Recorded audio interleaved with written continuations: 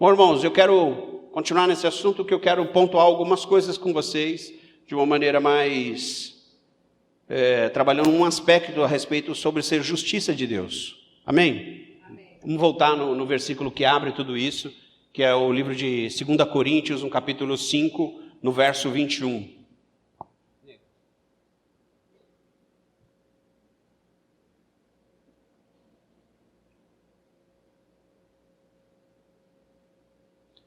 O texto diz assim, aquele que não conheceu o pecado, o fez pecado por nós, para que nele fôssemos feitos justiça de Deus. Esse é o texto base, né? É o texto base que a gente utiliza para poder explicar tudo aquilo que Deus está ministrando nas nossas vidas. E a grande questão desse ponto aqui é justamente o fato de eu, pecador, me tornar justiça de Deus. E Jesus, o santo, se tornar o meu pecado. Preste bastante atenção. Ele se faz o nosso pior pecado. Ele se faz o nosso principal erro, nosso maior erro. Talvez não seja o maior erro que nós estamos cometendo atualmente. Não é o pecado da semana, nem o pecado do mês, nem o pecado do dia. Mas é quem nós realmente somos. Homens, que agora já não somos mais, que estavam separados dele, afastados por conta do pecado original lá no jardim. E ele nos resgata. E para ele nos resgatar, alguém tinha que ser o preço. E ele se tornou esse preço nas nossas vidas. Eu, pecador, me torno justo. A coisa mais improvável de se acontecer para um homem era ele se tornar justo sem que houvesse um sacrifício. E Jesus, o santo, se torna o nosso pecado. O nosso principal pecado. O nosso pior erro. É por isso que o apóstolo Paulo, quando ele faz esse apontamento aqui, eu acredito divinamente inspirado, ele diz que aquele que não conheceu o pecado, ele não sabia o que era o pecado, ele desconhecia o pecado, ele se faz por nós, para que fôssemos feitos justiça. Precisava ser feita uma justiça na nossa vida, para que eu e você pudéssemos ser quem nós somos hoje, para que o valor que nós viéssemos a ter fosse inimaginável por mente humana ou por qualquer outro, ou até mesmo pelo mundo espiritual, que a grande crise de Satanás é justamente olhar para nós e falar, como ele pode amar tanto eles assim? Como nós podemos ser tão amados? Como eles podem ser tão queridos, tão protegidos? E o grande argumento de Satanás, como a gente falou um pouco na semana passada, foi justamente a acusação. Ele passa o tempo todo nos acusando. E é interessante que muitos cristãos, né, não só os mais novos, os neófitos, mas os mais antigos, ainda sofrem com a acusação. Porque ele é expert em acusar. A gente sempre pensa assim, a gente sempre fala em casa assim, o inimigo primeiro, ele te dá a coragem para você cometer um erro, e depois ele devolve toda a vergonha para você. Ele te encoraja, faça isso. Depois que você fez, aí você fica olhando para um lado e para o outro, ele fala, agora toma de volta a tua vergonha. Aí você se abate. E quando a gente se abate, a gente vai se curvando, e às vezes ao longo da nossa vida, nós vamos nos curvando e não vamos percebendo. Nós vamos colocando nos nossos ombros pesos que já foram retirados na cruz. E aí quando você se encontra com a cruz de Cristo, não tem mais a cruz aqui, né? Tiraram a minha cruz. Quando você se encontra com Jesus, quando você se encontra com a cruz, aí você recebe o seu perdão, você é santificado, transformado, mas mesmo assim, você ainda consegue carregar alguns pesos. E foi isso que Deus colocou no meu coração. Há tantas coisas que nós precisamos deixar, há tantas coisas que nós precisamos abandonar, Tantas coisas que nós precisamos simplesmente falar, não, isso não é mais para eu carregar. Não é mais. Porque ele se tornou o meu pecado e eu me torno a justiça de Deus sobre a face da terra. E só por esse versículo aí, né? Tem versículos que eles falam por si só, e se a gente parasse aqui, vamos pensar um pouco só sobre isso, a gente já tinha uma festa pronta. Porque isso faz de nós aquilo que eu e você jamais imaginaríamos que viríamos a ser. Filhos de Deus. Inculpáveis, porque o sangue dele está sobre nós. O diabo, ele, lá em Ezequiel 28, quando ele foi criado com as principais pedras, com tudo que havia de melhor no céu. E eu fico imaginando, né? Se a gente já contempla, às vezes, uma praia, né? Tem gente que fala assim, quem viu uma, viu todas. Uma praia, você fala, puxa, que lugar maravilhoso. Tem lugares maravilhosos, né? Tem lugares lindos, águas cristalinas, coisas tremendas. E você fala, como isso é lindo, como isso é maravilhoso. Não se compara com aquilo que Deus possa ainda vir a criar. A gente não pode esquecer que esse mundo ainda é um mundo caído. O mundo está caído. O mundo está em desequilíbrio. O mundo jaz o maligno. O mundo tem o pecado em si. E eu fiquei imaginando a beleza e a formosura que Lúcifer foi criado. E o texto deixa isso claro. Você estava no meu monte, Deus falando. A Bíblia diz que ele era o querubim. É o querubim da justiça. O ungido para cobrir. Ele foi realmente criado para ele estar ali. E a função dele era cobrir.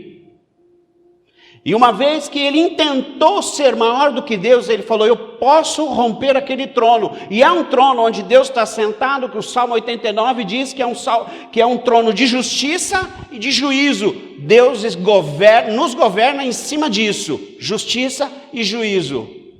São a base, diz o texto, o salmista diz, são a base do trono de Deus. E nós somos governados por essa justiça e por esse juízo o tempo todo. E quando Satanás falou assim, eu quero ser assim, ele intentou fazer algo que Deus falou, não, na minha presença você não fica mais, no meu lugar, jamais você foi criado por mim, e aí ele é lançado fora, e quem cobria, quem dava cobertura, passa a se tornar aquele que agora acusa, aquele que descobre, aquele que aponta o dedo.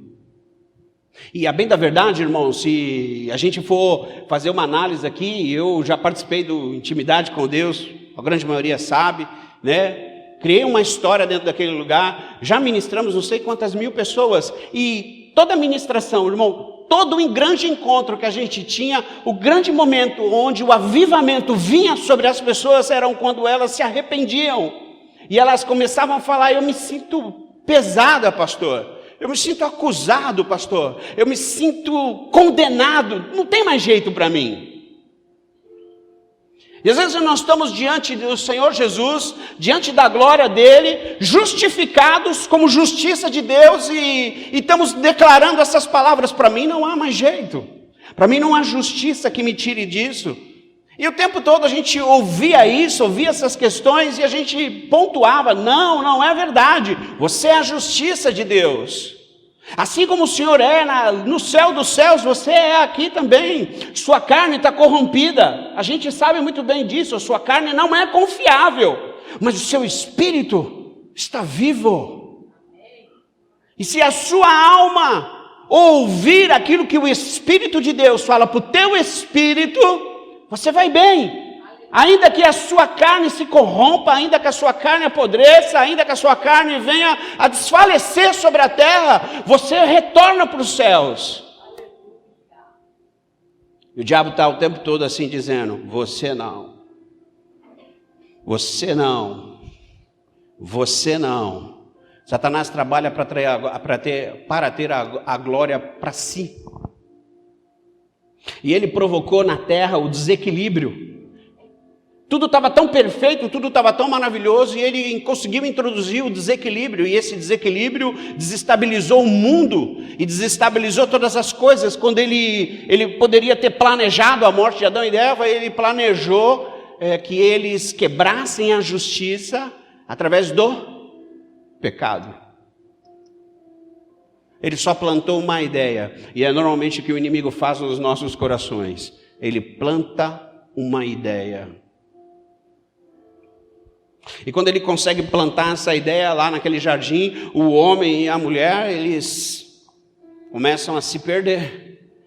Entra o pecado no lugar que era maravilhoso, que não era lugar para ter pecado. E por isso que eu falei que a terra está em desequilíbrio. Eu falei domingo passado e faço questão de reforçar. A terra não está em equilíbrio, e às vezes a gente está buscando muita justiça, aonde a gente vai experimentar algo, mas não se assemelha àquilo que Deus vai fazer. O texto diz, a palavra de Deus diz que um novo céu e uma nova terra. Então tudo que você vê hoje, que você diz, maravilhoso, não se compara com aquilo que está por vir ainda. Não se compara com o lugar que Deus está preparando. Lugar perfeito. O homem, quando ele cai, ele traz o desequilíbrio para a vida dele. E é assim conosco. Você é uma nova criatura, você é o filho de Deus. Seu espírito vive, sua alma pertence ao Senhor Jesus.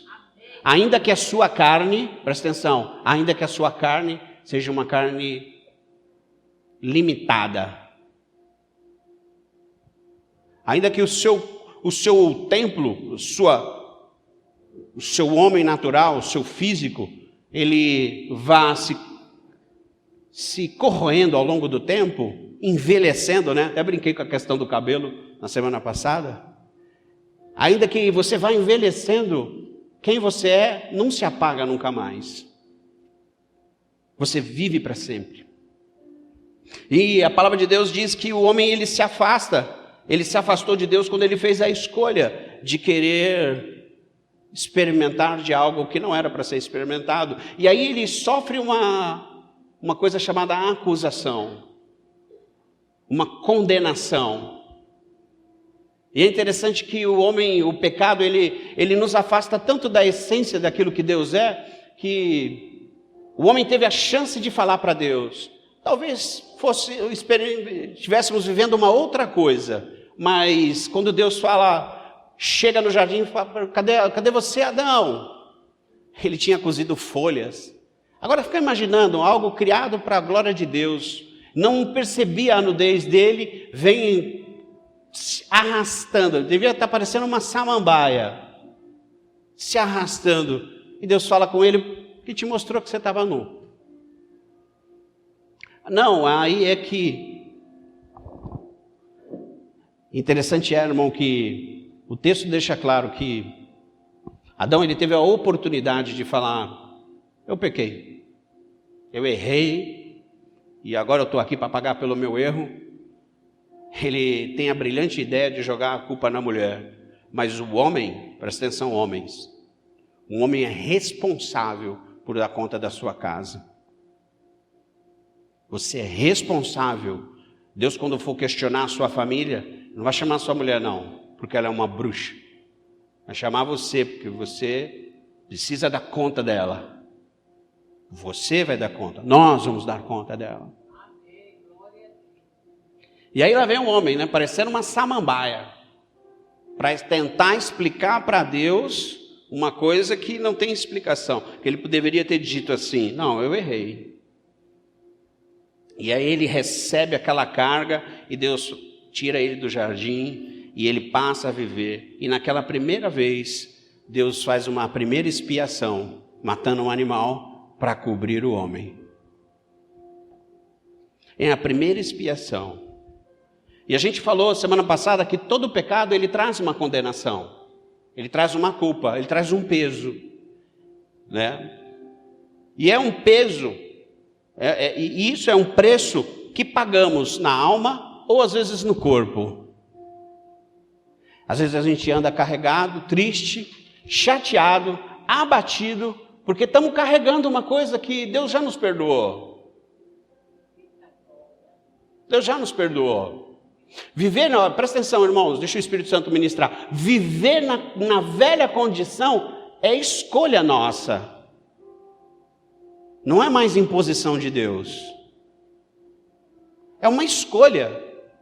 Porque Ele já fez o sacrifício perfeito, já foi feito por amor de nós. Se já foi tirado isso de nós, por que então eu devo viver culpado e acusado? E é justamente sobre isso que nós vamos falar hoje. Não tem necessidade mais de você viver com esse peso dentro de você. Eu quero que você deixe isso aqui hoje, irmão. Eu orei para isso. Eu declarei sobre vocês isso. E eu quero que isso recaia sobre toda a igreja, sobre todos aqueles que estão debaixo do meu pastorado. Não quero mais peso sobre vocês. Não quero que você se sinta acusado por um erro que você cometeu no seu passado. Você vai ter a chance, e hoje nós vamos fazer diferente, de vir aqui à frente. Eu até pensei em dar papel para vocês escreverem, mas nós vamos fazer tudo de maneira profética e espiritual. Nós não queremos. O Senhor Jesus pagou o alto preço para você não estar mais condenado, mas para que você esteja livre, sem o peso nos seus ombros. Porque por vezes o inimigo ele vem na sua vida e fala assim, eu bem sei. Não deixamos duas perguntas aqui, não sei se vocês lembram, mas a primeira delas é, por que eu não devo pecar? A segunda é, por que Deus não quer que eu peque? Praticamente a resposta é a mesma. Você não foi feito, irmão. Você não foi feito para suportar a culpa.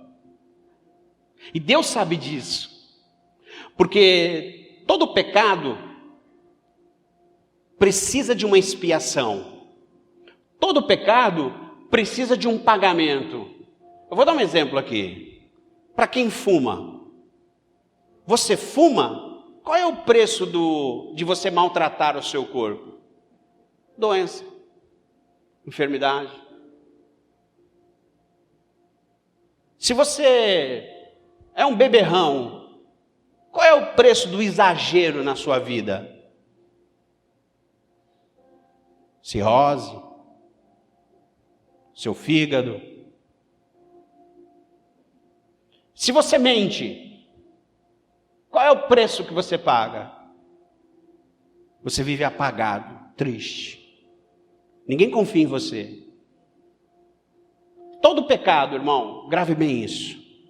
Todo pecado traz consigo uma conta. A gente sabe muito bem disso, e é por isso que ele é feito nas escondidas. Porque sabe que se for revelado, a gente não vai saber lidar com isso. E Deus sabe disso. Sabe, irmãos, e às vezes a gente, como cristãos, a gente entra naquela onda. Olha, não é aquilo... O que pode, o que não pode. A questão, já falei aqui, a questão não é essa. A questão é que Deus ama tanto você que Ele sabe, você não vai suportar carregar o peso dessa culpa. E isso é amor. Então, o Espírito Santo estava falando para mim, não faça. Não cometa pecado para você parecer bom para mim. Não cometa pecado porque você não vai suportar andar carregando com isso. Você não te fiz para isso. A Bíblia fala que Deus nos colocou na condição de santos. Sede santos, porque eu sou santo. E essa é a condição que Deus tem para nós. Nós não fomos preparados para andar pesados. E para pensar, irmão, muitos de nós hoje estamos nos autopenalizando por coisas que fizemos lá atrás. Né? Basta você errar, alguma coisa errada acontece, você fala, já sabia eu. Foi por causa daquilo. Sim ou não, irmão? Muito bem, poderosa. Eles não querem confirmar, mas eu sei que é.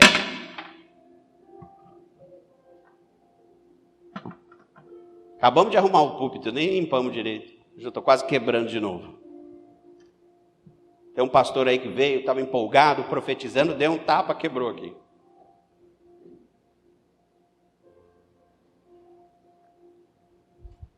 Nós não fomos preparados para carregar isso.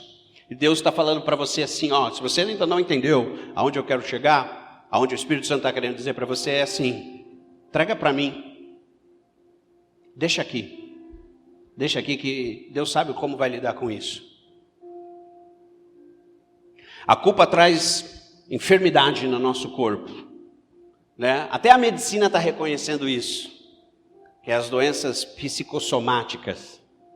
Você cometeu um erro e aquilo bombardeia você. Às vezes chega a virar até um câncer. Porque você está se culpando por causa de algo que você fez ou errou lá atrás. E Deus não está olhando para você, pô, você realmente é um cara muito culpado. Não, Deus está olhando para você, você é santo. Eu morri por você. Entenda uma coisa, irmão. Se tem alguém que não acusa você, é Deus. E nós aqui como igreja também não queremos acusar ninguém. Nós queremos que você entenda o sacrifício, porque por amor ele se fez pecado para que você se tornasse a justiça de Deus. E eu te pergunto, o que tem te condenado, irmão? O que tem te aprisionado?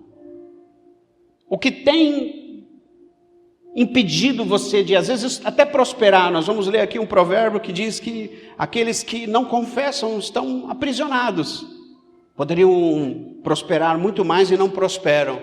E o homem, o tempo todo, ele acha que... a questão das promessas, né? Às vezes os homens eles fazem promessas de sacrifício. Não tem aqueles pessoal que fica assim, chicoteando, né? Assim mesmo, tá batendo. Por quê? Por que eles ficam ali se autopenalizando ali, mutilando a si mesmo? Porque eles acham que o sacrifício deles vai purificar quem eles são. Nunca, irmão. Não há nada nessa terra que você faça que possa santificar você mesmo. E às vezes a gente está até com o entendimento errado, e futuramente quero falar sobre o jejum, que às vezes as pessoas jejuam, e eles jejuam como penitência. Não, eu estou de jejum, né? Pastor, estou de jejum, estou passando fome. Não, você não está passando fome, você trocou de alimento. O jejum é uma troca. Você deixou de se alimentar por coisas naturais para se alimentar por coisas espirituais. Isso só vai te fazer bem. O cara ganhou o prêmio Nobel falando que o jejum deixa o homem saudável. Lá esqueci o nome, tem uma palavra. Fugiu. Não é isso. Não.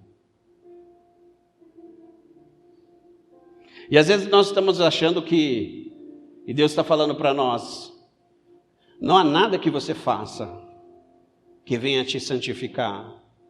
E às vezes, olha, irmãos, isso é tão um pouquinho mais profundo, que às vezes a gente passa uma vida pagando uma conta. O tempo todo você está pagando uma conta. E aquela conta assim, eu destratei tanto, que agora eu preciso tratar todo mundo bem, de um jeito para eu ser amado. Você começa a trocar as coisas. Você não é mais quem você é. Você começa a barganhar para você ser aceito. E o que o Espírito Santo colocou no meu coração, há muitas pessoas que não são o que são, porque querem só ser aceitas. Deus está falando conosco. Você não precisa fazer nada disso para ser aceito. Você é amado do jeito que você é. Você é querido do jeito que você é.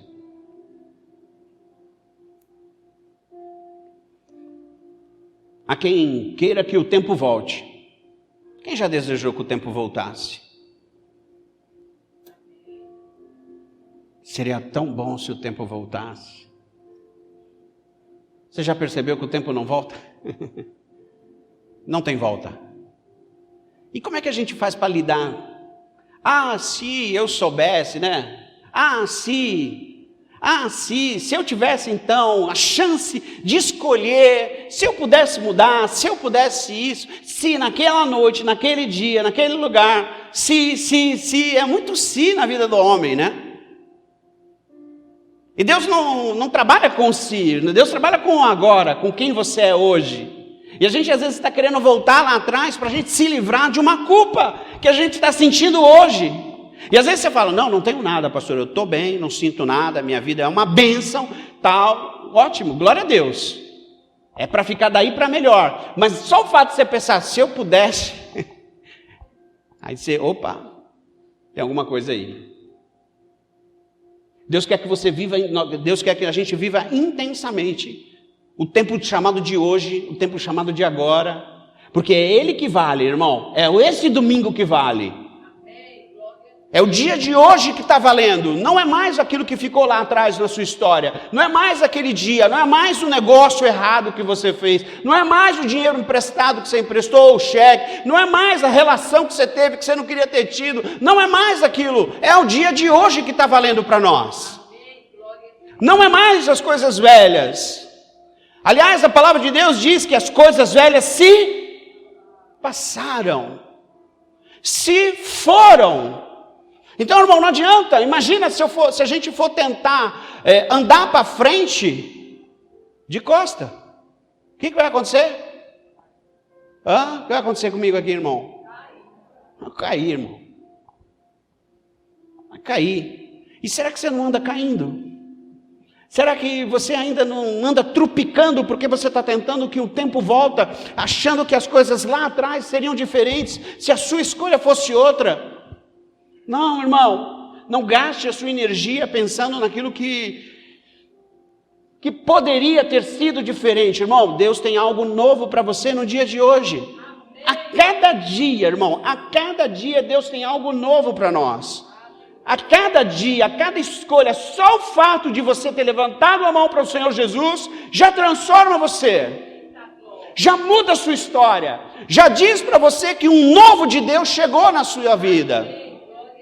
Que você pode viver o extraordinário aqui nessa terra, do lado do seu cônjuge, com os filhos que você tem. Não lamente o filho que você tem. Eu conheci pessoas que falavam assim, não, leva ele, leva ela, porque queriam refrigério, porque não queriam estar com a criança, não queriam estar com o filho, por causa do problema. Transferência, as pessoas estão sempre tentando transferir problema.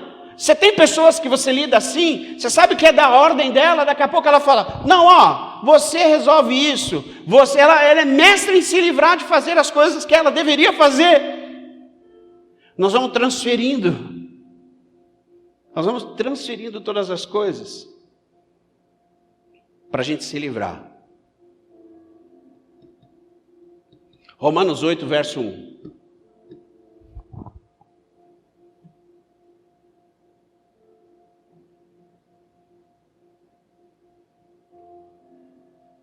Verso 1, acho que eu coloquei o 2, talvez não esteja aí para você. Diz o texto assim, porque agora já não há condenação para os que estão em Cristo Jesus. Porque por meio de Cristo Jesus, a lei do Espírito de vida me libertou da lei do pecado.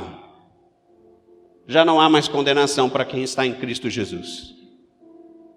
Não há. Diga para você mesmo, não há mais condenação sobre a minha vida. Vire para quem está do seu lado para dar tempo de eu beber minha água. Diga, não há condenação sobre a sua vida, meu irmão. Não há mais nada que te condene. Deixa eu falar uma coisa para você. Deixa o Espírito Santo ministrar na sua vida. A gente não pode ser responsabilizado 2 vezes por um crime. A gente não pode ser responsabilizado 2 vezes. O mesmo crime não pode ser julgado 2 vezes. Se ele já te perdoou, não tem mais quem te condene. O que o diabo faz? Não é bem assim, não está tudo julgado não. Agora eu quero julgar você. Você é assim, assado. E ele começa a fazer o quê? Acusar novamente. Aí você fala, puxa, mas eu pequei. E nós vamos descobrir aqui, já, como é que a gente vai se livrar disso. O mesmo crime, ele não pode ser julgado 2 vezes. Jesus é a fiança perfeita. Não precisa de outro pagamento. Nós não podemos carregar mais a nossa culpa. Deus enviou o Filho para que eu e você tivéssemos vida eterna. Nós precisamos aprender a se livrar da culpa.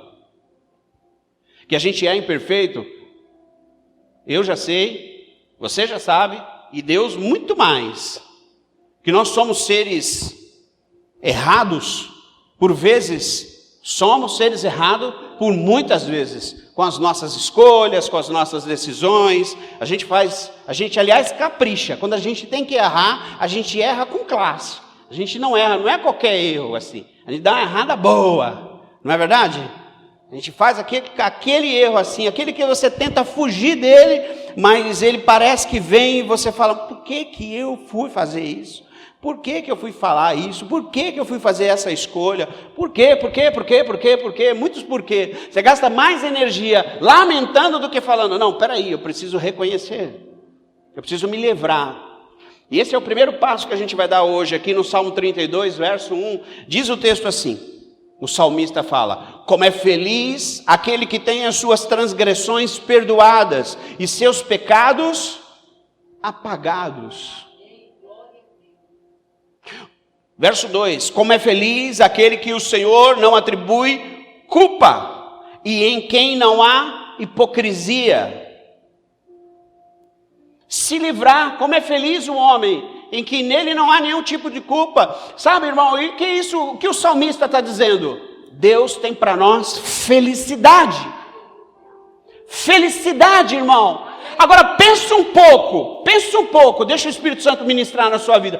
Pensa um pouco se o fato da sua tristeza, às vezes chegar em você, não é por conta de algo do seu passado, que o inimigo vem apontar o dedo na sua cara.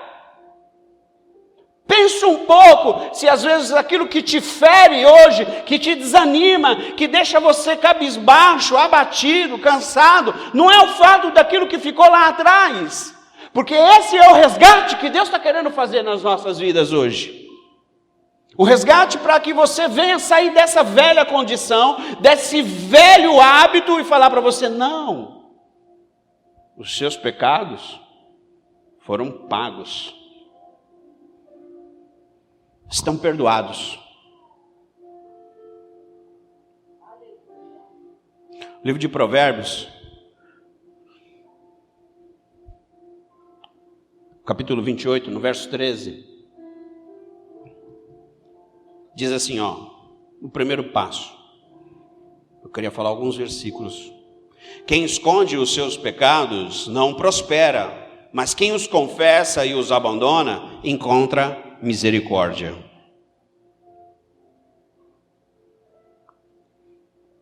Eu escrevi duas coisas aqui. A primeira delas é humildade com coragem. Porque para você ser humilde, você precisa ter a coragem para isso. Para você se arrepender, você precisa ter uma humildade. E a coragem vem a partir do momento que você diz, eu pequei. Eu realmente transgredi. Eu realmente errei. E o salmista lá no Salmo 51, ele está falando com Deus e ele fala assim, Senhor, contra ti pequei, somente contra ti. E ele vai abrindo o coração dele de um jeito que constrange, ele vai abrindo e ele vai entregando. E é por isso que ele mesmo com todos os erros, o cara adulterou, pegou a mulher do outro, não era para pegar, o cara estava na guerra lutando por ele, pegou a mulher do cara, matou o cara. É muita coragem, e Deus ainda faz questão de mencionar ele na palavra. Mas não é por aquilo que ele fez, mas era pelo coração dele. E quando Davi estava bem, Deus falou assim, você tem um coração segundo o meu coração. Ele era aberto. Como é bom falar com pessoas que são abertas. Porque pessoas abertas tratam as coisas livremente, é na lata, é pá, pum! E ninguém fica mal com isso, pronto, está tratado, acabou, zerou, bora, avança. E o salmista, ele era assim, ele não ficava se protegendo. Eu acho isso muito tremendo, irmão. Ele não se escondia, ele se revelava, ele se entregava. Diz o texto assim, no verso 3, pois eu mesmo reconheço as minhas transgressões e o meu pecado sempre me persegue. Contra ti, só contra ti pequei e fiz o que tu reprovas, de modo que justa é a tua sentença e tens razão em condenar-me. Irmão, tudo que Deus quer. Isso é o coração que Deus espera encontrar em nós. 1 João 1,9 diz que se nós confessarmos os nossos pecados, Ele é fiel e justo. Para quê? Trazer perdão. O primeiro passo para que eu me torne a justiça de Deus e me livrar dessas culpas e me livrar dos pesos que às vezes nos assombra diariamente é justamente o fato de nós nos arrependermos. Para isso, você vai precisar ser humilde o suficiente para reconhecer e corajoso o suficiente para dizer: eu pequei. Esse tipo de relacionamento, de intimidade, Deus espera ter conosco todos os dias.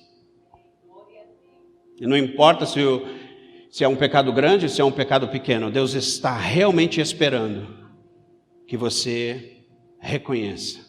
Que você olhe para Ele, para Deus e fale: não, eu pequei. E pequei contra o Senhor. Errei fatalmente contra Ti. O segundo passo que às vezes nos assombra é o famoso perdão. Eita, como é difícil. Como é difícil, porque nós temos que abandonar quem nós somos. E abandonar quem você é, irmão, não é fácil. Tanto para pedir perdão, quanto para perdoar. Não é fácil, irmão. Não é fácil. A Bíblia tem uma recomendação sobre perdão que é ótima. Não nos agrada, mas é ótima. E é a verdade. Está no livro de Lucas, no capítulo 17, no verso 3. Diz: tomem cuidado, se o seu irmão pecar, repreenda-o, e se ele se arrepender, perdoa. 4. Se pecar contra você 7 vezes no dia, e 7 vezes voltar a você e disser: estou arrependido, perdoa. Quem consegue fazer isso aqui, irmão? Pode levantar a mão, e a gente vai ver o arrebatamento aqui. Ao vivo. Esse não é um discurso que a gente ouve em todo lugar. E foi o que o Espírito Santo tem me constrangido. Eu quero que você fale sobre... Eu vou contar uma coisa aqui. Dias de descida aqui, né? Eu vou confessar um pecado. Pronto. Começando por mim. Acabou o culto. Se Deus é por nós, será que eu estou agindo Deus? Tá. Lindo. Aí sai o pastor. Benção. Ricardo pregou bem nesta noite. Parecendo o Joseph. Cheguei aqui. Veio uma irmãzinha. A saia lá embaixo. Eu já, opa, não é daqui. Chega aqui, vou fazer o teatro. Ela parou assim. Ficou me olhando. Quero falar com o senhor. Falei: bora. Avança. Ela assim: Deus mandou dizer para o senhor que é para o senhor pregar sobre santidade nessa igreja. Eu desprezei o que ela disse.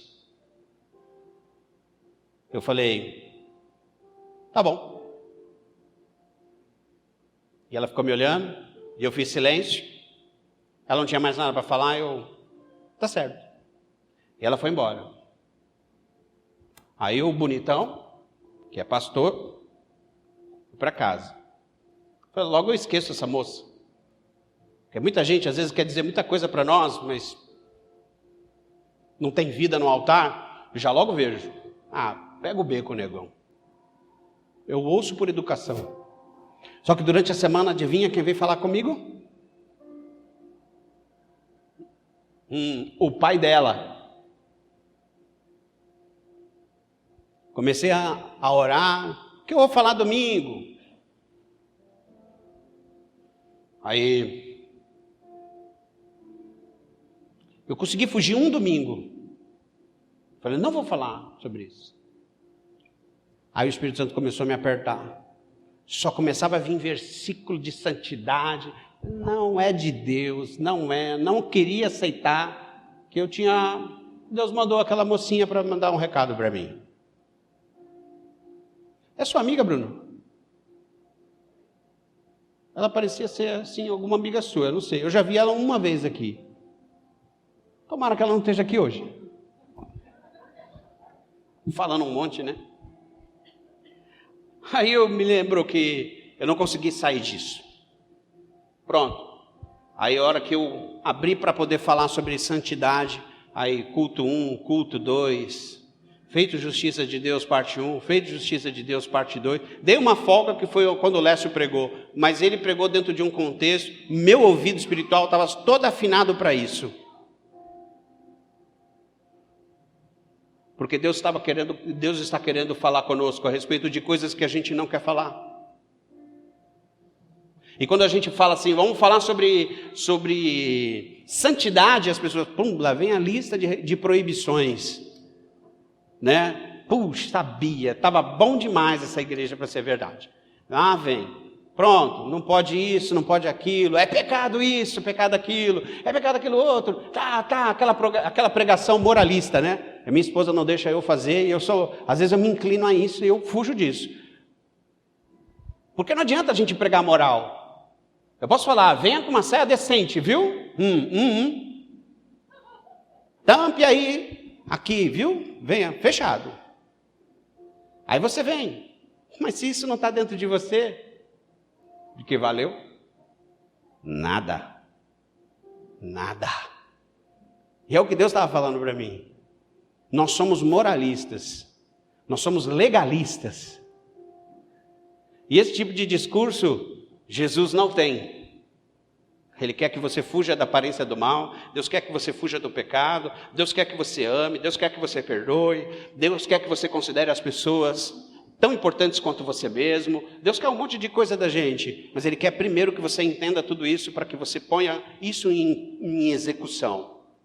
Deus quer que a gente perdoe. Aqui está falando, se ele pecar, perdoa. Se ele pecar 7 vezes, irmão, é difícil. Às vezes para arrumar um perdão dentro de uma família, irmão, leva 20 dias, 30 dias. Para arrumar um, imagina mais. Olha o nosso coração, como que a irmãzinha lá foi usada por Deus. Olha como a gente realmente precisa falar sobre essas coisas. Porque esse não é um discurso que traz numa conferência, né, onde a gente traz um famoso. O famoso não fala dessas coisas, porque essas coisas não é bom falar.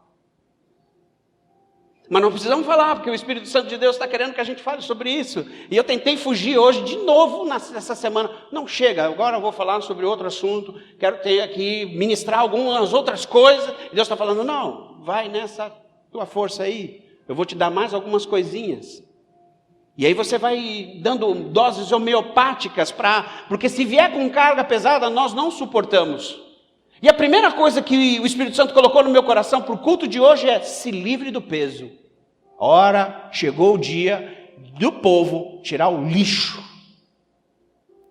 de dentro de si e não carregar mais culpa porque algo lá atrás. Porque o único que está acusando não é mais a igreja. Não é a igreja. A igreja não foi feita para acusar, a igreja foi feita para te abraçar. Nós estamos aqui para te abraçar. Amém? Glória a Deus. Você é capaz de suportar quem está do seu lado e abraçar e amar essa pessoa? Amém. Eu não mandei olhar para o lado, não mandei. Não falei nada disso, vocês estão se abraçando, larga. Não, é sobre o meu comando, calma. Meu Deus, parece que não tem pastor mais aqui. Pronto, vire agora, quem manda sou eu, viu? Vire agora para essa pessoa que está do seu lado aí e diga assim: eu sou capaz de andar com você, cabra da peste. Sou, viu? Tu me dá trabalho, mas eu te amo. Fala, irmão, aproveita. Ele me dá muito trabalho, mas eu te amo. Eu te amo. Você é feio, mas Deus te acha lindo. Pode falar.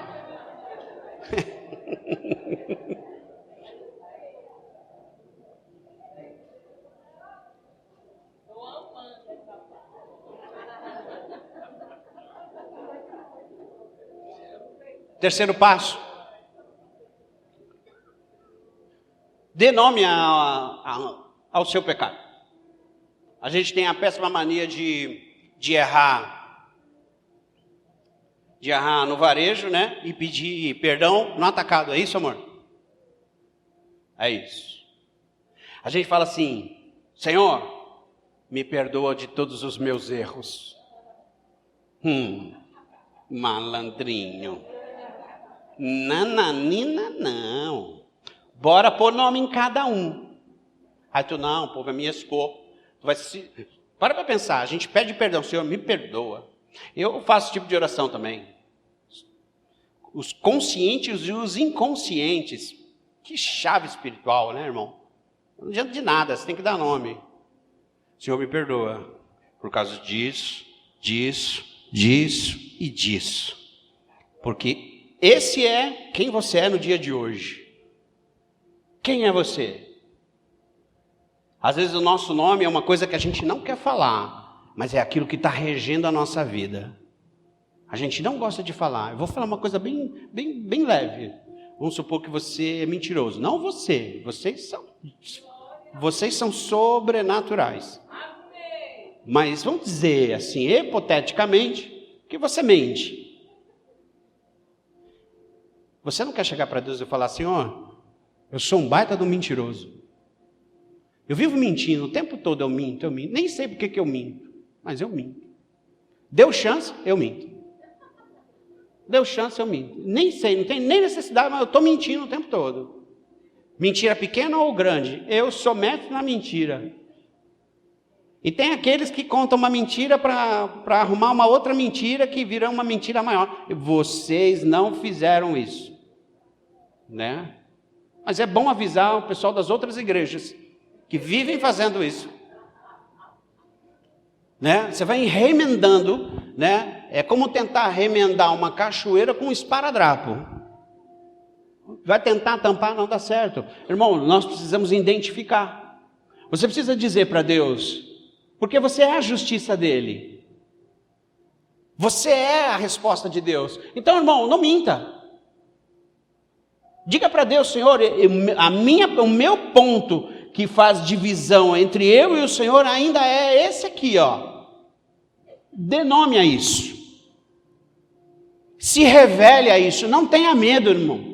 Não tenha medo mais de você confiar cegamente. Não tenha medo, irmão, porque ele não vai lançar isso em rosto. E a gente acha que os papéis estão trocados. E isso foi o que o diabo consegue fazer conosco. Ele consegue fazer com que você pense que Deus está te acusando, que a igreja está te acusando, mas que Satanás não tem nada a ver com isso.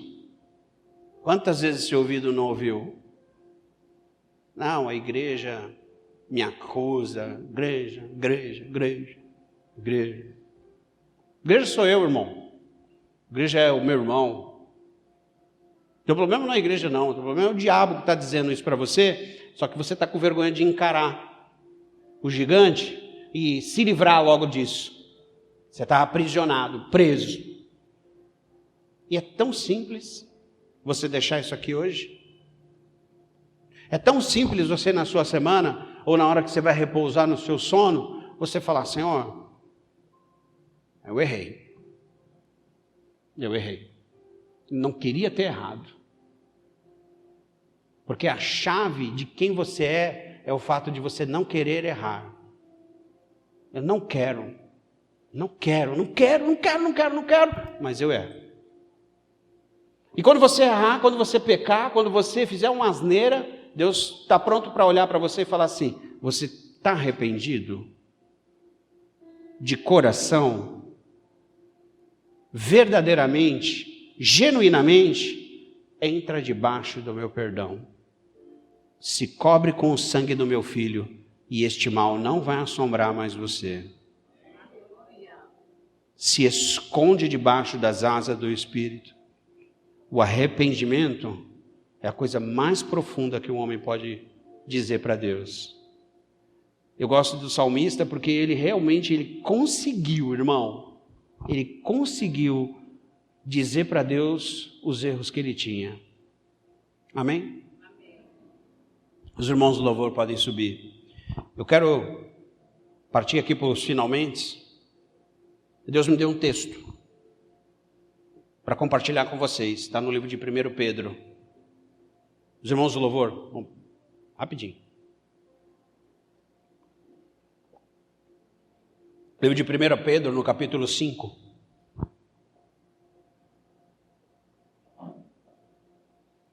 algumas recomendações, e eu estava buscando de Deus aqui uma palavra para a gente encerrar.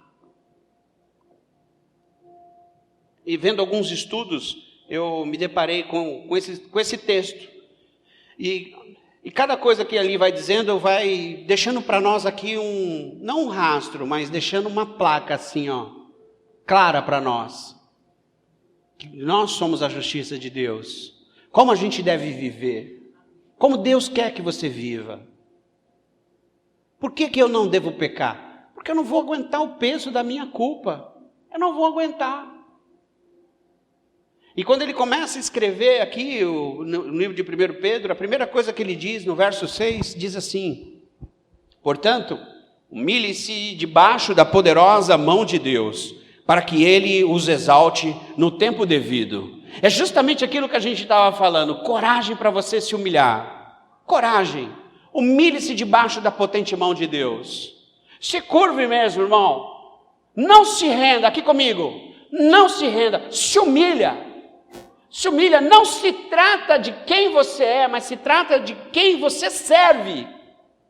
Curve-se diante dele, se proste. A palavra de Deus fala assim de homens que têm dura cerviz. E a dura cerviz, irmão, é isso aqui, ó. É o cara que não quer se curvar. Você bate a ele, ele intima. Você bate, ele pá. Você bate, ele tá pronto para a briga. E Deus está falando, quieta-te. E o homem não quer se aquietar. Porque para nós não queremos se humilhar.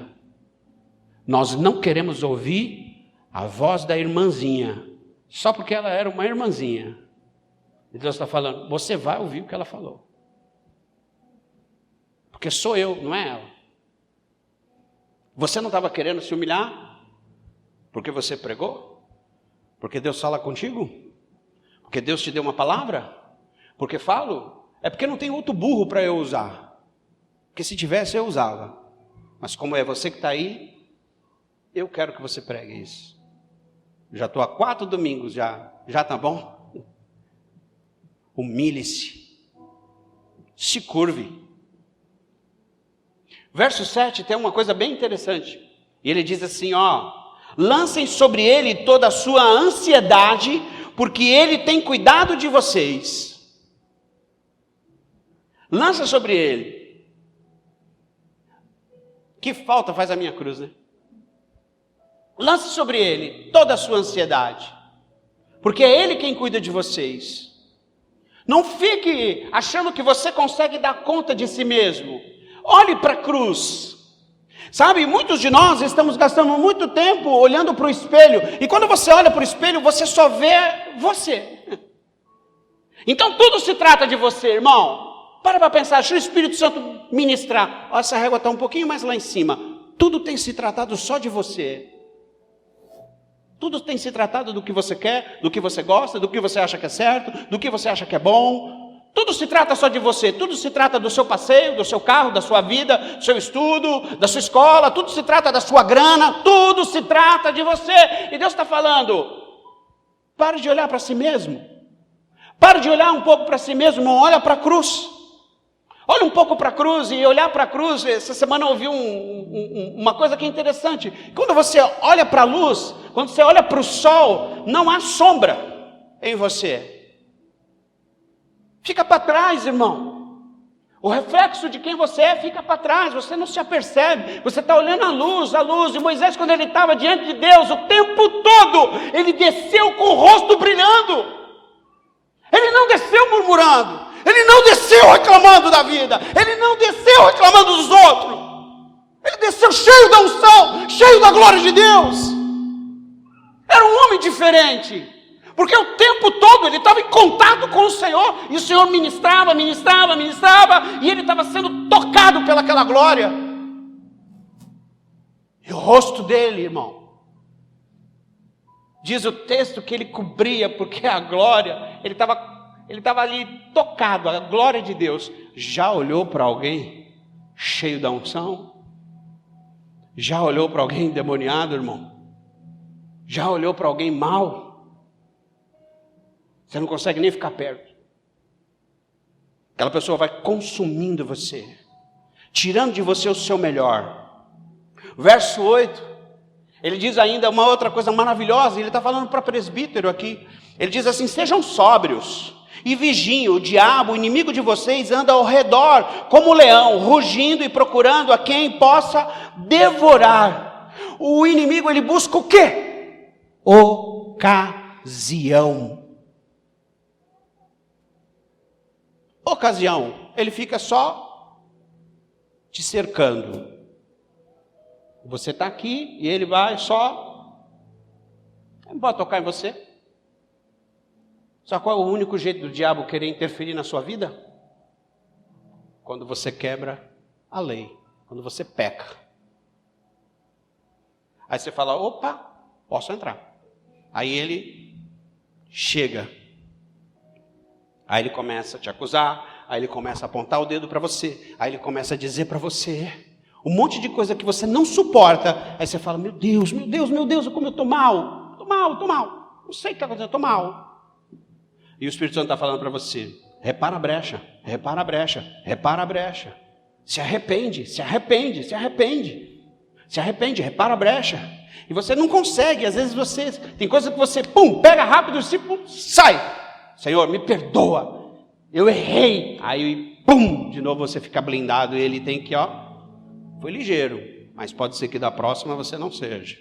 E ele continua o resto da sua vida só cercando você.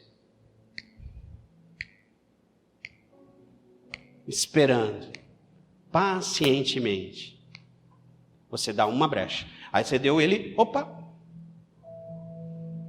Aí talvez naquela você está tão santo que você fala assim: não, sigo em frente de boa.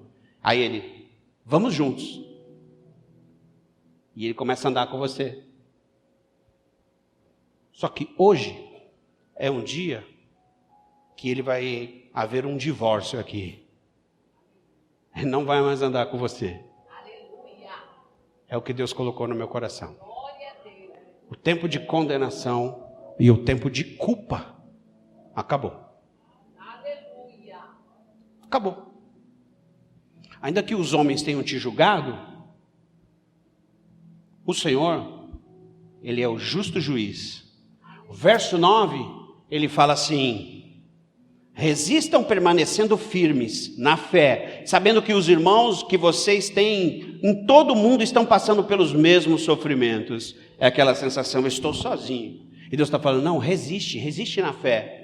Resista. Você não está sozinho. E às vezes a gente tem aquela sensação de andar só. E Deus está falando: não, quem falou que você está só? Você só está só se você quiser andar só. Se você não quiser andar só, tem com quem ande com você. Verso 10. O Deus de toda graça que os chamou para a sua glória eterna em Cristo Jesus, depois de terem sofrido durante um pouco de tempo, os restaurará, os confirmará, lhe dará força e o porá sobre um firme alicerce. Deus vai colocar você num lugar seguro. Eu profetizo que é noite de restauração, que é noite que Deus vai confirmar você. Eu profetizo que essa é a noite que Deus vai te dar novas forças. E eu profetizo que você vai ficar num lugar seguro. Quem concorda comigo diz amém. Amém. Um lugar seguro. Verso 11. A Ele seja o poder para todo sempre. Amém. Eu escrevi aqui: Ele é poderoso. Ele é muito poderoso. Muito poderoso. Mais poderoso do que todos os teus inimigos espirituais. Não há mais condenação. Não há mais julgo. Eu não sei se você precisa se arrepender nessa noite. Eu não sei se você tem sido acusado por algum erro, algum delito, que por vez ou outra ele resolve apontar para você o dedo. Eu não sei. Eu não sei se ele está te condenando por algo que você fez. Não sei se ele está te condenando por algo que você disse. Não sei se é por uma coisa que você cometeu lá em 1974. Não sei se foi no ano passado. Tanto faz como tanto fez. que importa é que você coloque isso hoje, aqui. Não vá embora sem deixar isso aqui na igreja. Joga aqui nesse chão. Esse chão está ungido e coberto com o sangue de Jesus. Você sai daqui limpo por uma semana tremenda e uma vida extraordinária para a gente experimentar a boa, perfeita e agradável vontade de Deus. Amém? Os irmãos vão começar a adorar, o apelo já está feito. Tem algo para deixar aqui? Tem algo para se arrepender? Tem algo para falar que não quer carregar mais? Vem bem para frente. Pode encostar aqui e deixa o Espírito Santo ministrar na sua vida. O que eu tinha para dar eu já dei. Amém? Bora lá.